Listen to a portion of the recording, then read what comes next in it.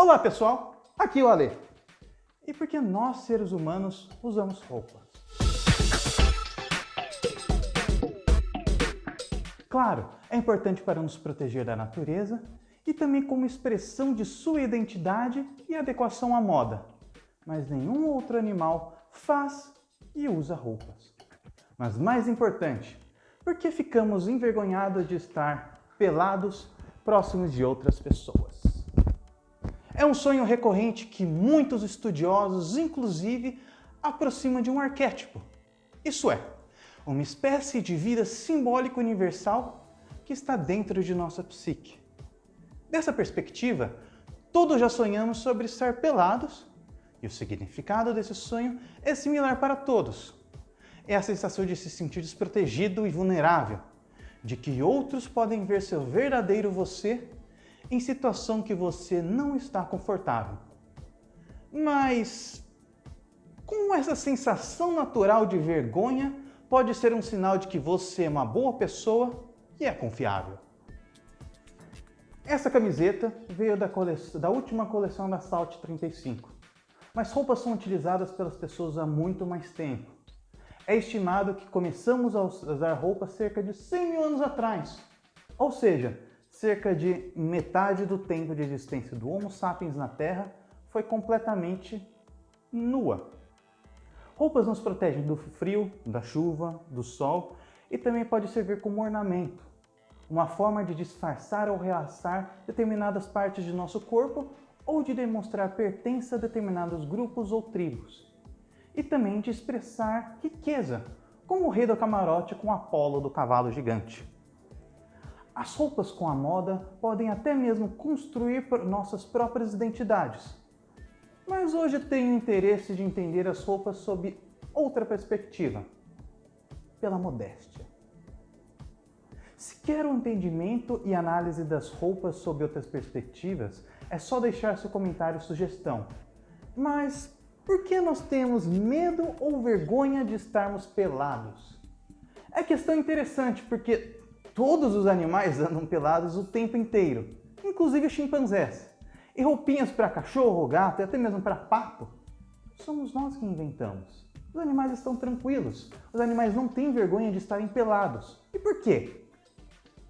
Bem, vamos analisar melhor o que é a vergonha. Vergonha é uma emoção fascinante e intrinsecamente social. Ninguém se sente envergonhado sozinho, quando ninguém está te olhando ou te ouvindo. Então, pela teoria da evolução e seleção natural, a vergonha provavelmente evoluiu por ser muito bom indicativo de cooperação social do indivíduo. Nos sentimos envergonhados quando violamos pequenas regras sociais de conduta, e todos nós tentamos evitar isso. Evitar passar vergonha, pois isso nos ajuda a viver melhor em grupo. Cérebros saudáveis sentem vergonha, enquanto que cérebros com neurodegeneração dos lóbulos frontais temporais podem levar à perda do reconhecimento do eu. Então, uma dose ocasional de vergonha é um bom sinal.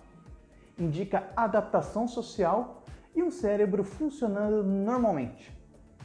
E por isso que é relativamente comum ver pessoas mais velhas fazendo coisas malucas e deixando os netos morrendo de vergonha. Um experimento famoso envolveu participantes assistindo um ator recebendo elogios por ter recebido uma nota muito alta em um teste.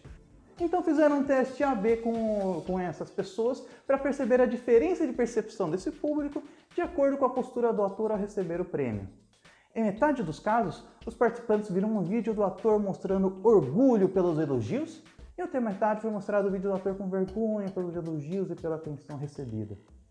Depois, esse mesmo ator, que ganhou o prêmio, apareceu em cena com os participantes e eles foram participar de atividades sociais em comum, em conjunto.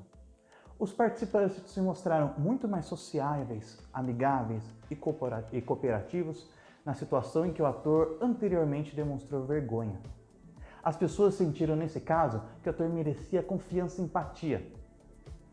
É interessante analisar como o sentimento da vergonha demonstra como criamos preconcepção de outros e nosso desejo de ser aceito pelo grupo. Isso ajuda a explicar por que é tão comum para pessoas que se gostam e fiquem sempre tentando causar momentos de vergonha alheia para seus amigos ou para seus crushes, seja como brincadeira ou flerte. Vergonha é algo muito intenso e quando se trata de partes íntimas, é tabu universal e está ligado diretamente com a nossa questão do dia, modéstia. Um dos primeiros autores a se debruçar sobre o tema na ciência contemporânea foi o médico e psicólogo britânico Havelock Ellis, ainda no fim do século XIX. E ele apresentou duas razões possíveis para o nosso medo de estar pelado. E ambas as razões são anteriores ainda ao início do uso de roupas por seres humanos e também são aplicáveis para todos os animais. A primeira razão é o fenômeno vital da recusa. Antes de se encontrar, é comum para os animais jogarem o jogo de busca, perseguição e convencimento pela aceitação e desejo do parceiro. Um pega-pega para testar a persistência, força e desejo de seu potencial parceiro.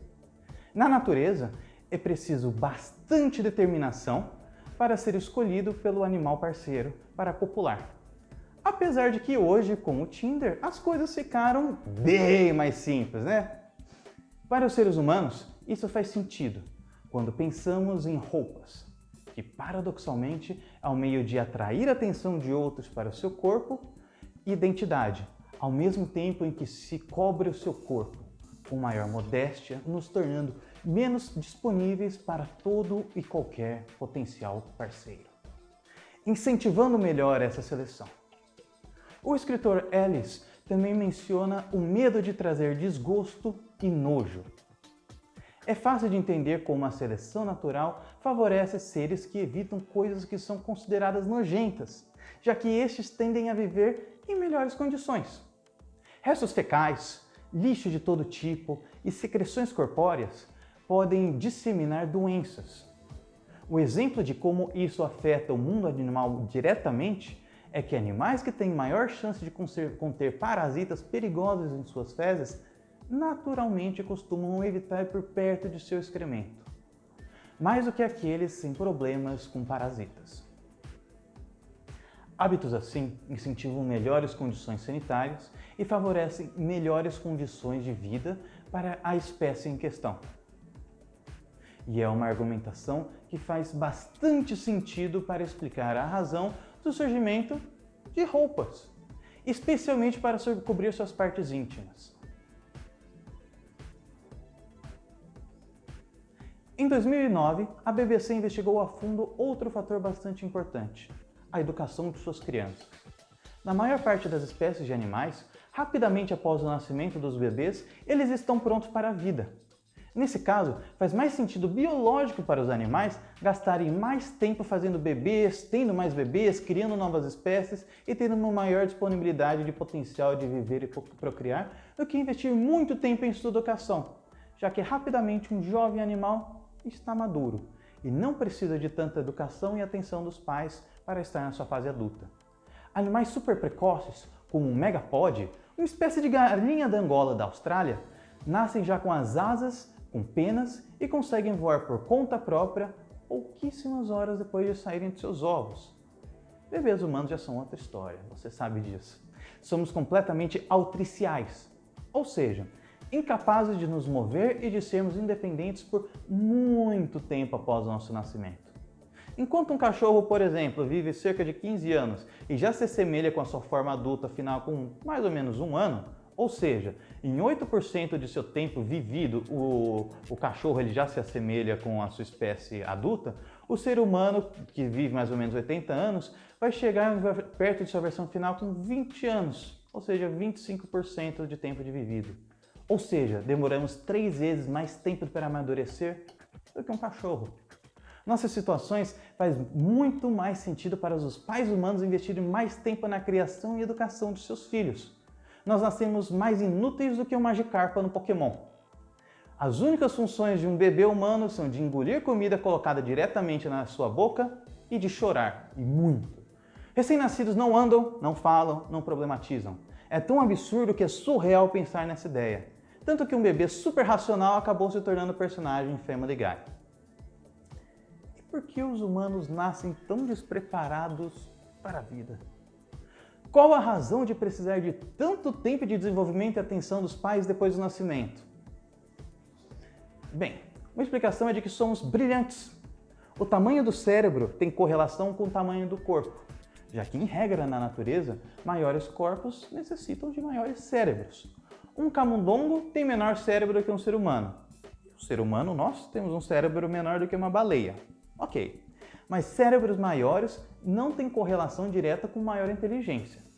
O que acontece é que animais maiores simplesmente têm mais células, mais órgãos de maiores tamanhos e que precisam se preocupar em manter vivas em bom funcionamento. Para a inteligência, o mais importante é a proporção do tamanho do cérebro para o tamanho do corpo. E nessa comparação, os cérebros humanos são gigantescos, bizarramente grandes, completamente fora do padrão da curva.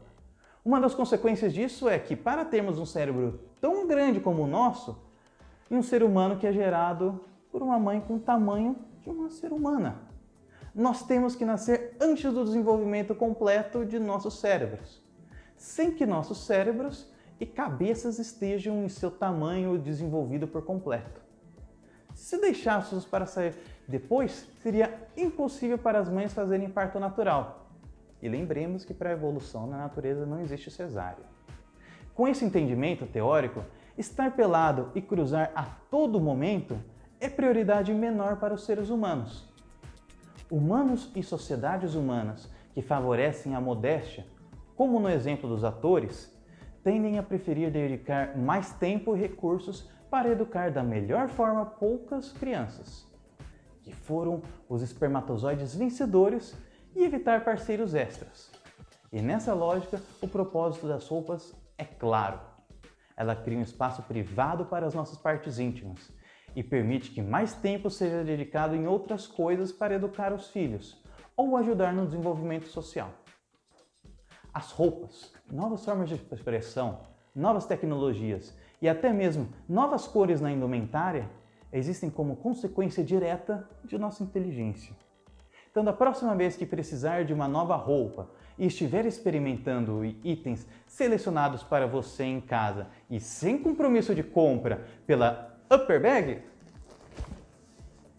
lembre-se de que você não está andando pelas ruas de bunda de fora porque você tem um grande e poderoso cérebro. Curtiu o vídeo? Curte o nudismo? Ou era a turma do voyeur? Pois eu sou voyeur e quero ver você clicando no sininho, deixando seu like, seguindo a página, indicando para amigos e pedindo sua bag, mas com toda a modéstia.